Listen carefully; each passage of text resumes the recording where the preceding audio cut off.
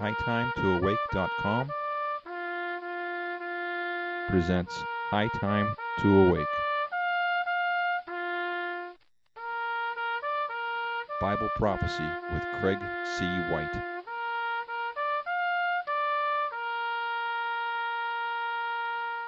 Today's study is titled The Leopard is Upon Us, a new look at Daniel chapter 7.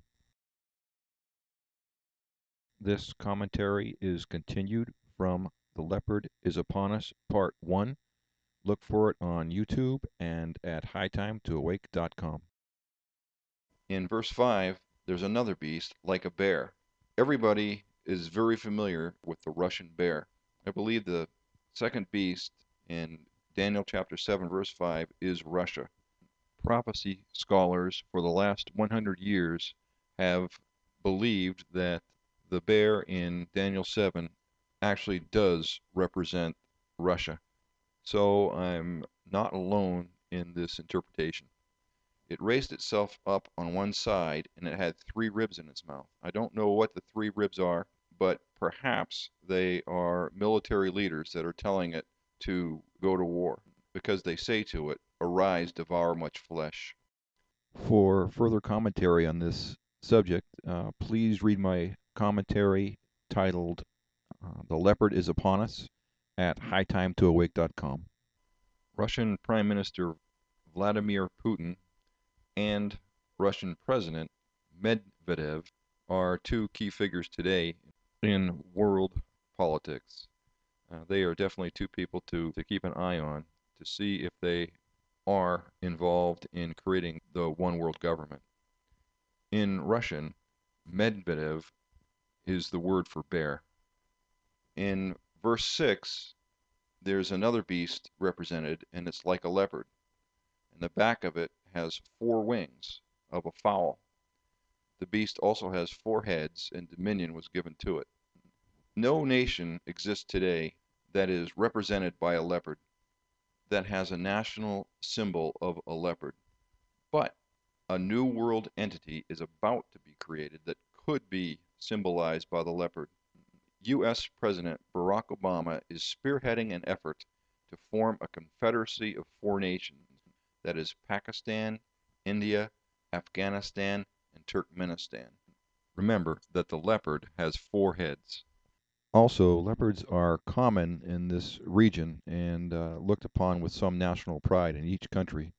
There are many reasons for these nations to want to do this, although there is some resistance to this idea.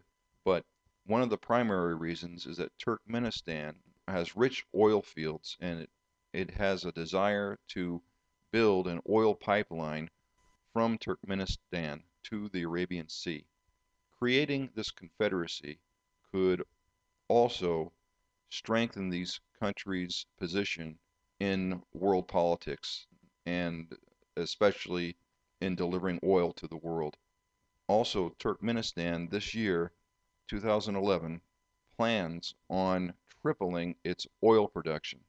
So this is becoming more and more urgent, and there are proponents of this on all sides.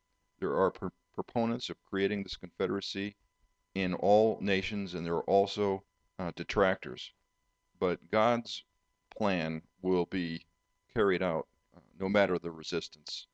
It says that dominion was given to it. I believe that once this confederacy is created, that it will find a stronger place on the world stage and in world politics. Something strange seems to be happening. You may have heard about this. I know I've heard it on some prophecy programs lately, and I've read it in the news, and perhaps you could find a news story that reports this. But especially the Pakistani leadership has expressed its desire to have U.S. President Barack Obama become their supreme leader. Now, that's their words, not mine. I think that's strange, but possibly Barack Obama will be the king of this third beast, the leopard, and this is something that we can watch and see if it happens right in front of our eyes. If this confederacy is formed, And if in fact it is represented by a leopard, then that would support this interpretation.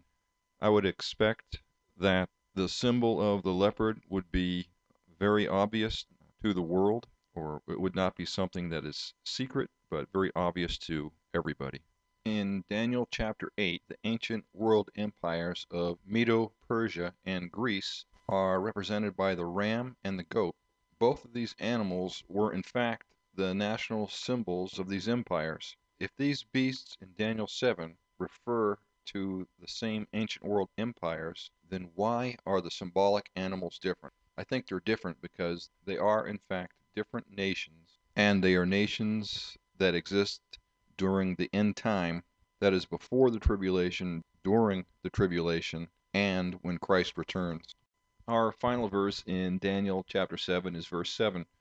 After this I saw in the night visions, and behold, a fourth beast, dreadful and terrible, and strong exceedingly, and it had great iron teeth. It devoured and brake in pieces, and stamped the residue with the feet of it. And it was diverse from all the beasts that were before it, and it had 10 horns.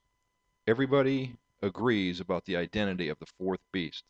It represents the final Gentile world empire. This beast exists during the Great Tribulation. This beast rules for a very short time. It rules with the Antichrist for a very short time. This beast is described in Daniel chapter 2, verse 40 through 44, in Daniel chapter 7, verse 20 through 24, in Revelation chapter 12, verse 3, chapter 13, verse 1 and 2, and also in Revelation chapter 17. According to Revelation 13, verse 1 and 2, the fourth beast is an amalgam of the first three beasts. That is, the fourth beast has parts from each of the first three beasts.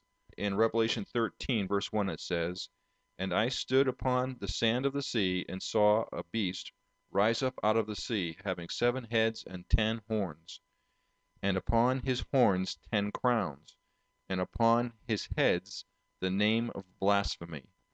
In verse 2, "And the beast which I saw was like unto a leopard, and his feet were as the feet of a bear, and his mouth as the mouth of a lion.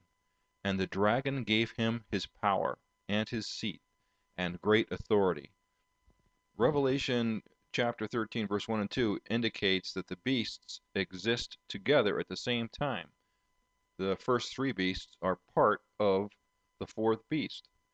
If this is so, then these beasts do not represent ancient world empires, because ancient world empires came up one at a time, defeating the previous empire.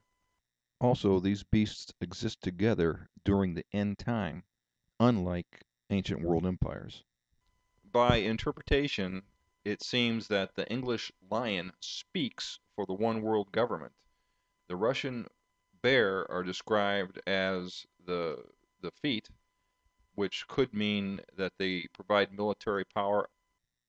Just an observation, if 4 kings represent Europe, Central Asia, Russia, and the Middle East, that would encompass the geographic region of the ancient Roman Empire, which is prophesied to be renewed into the final Gentile world empire.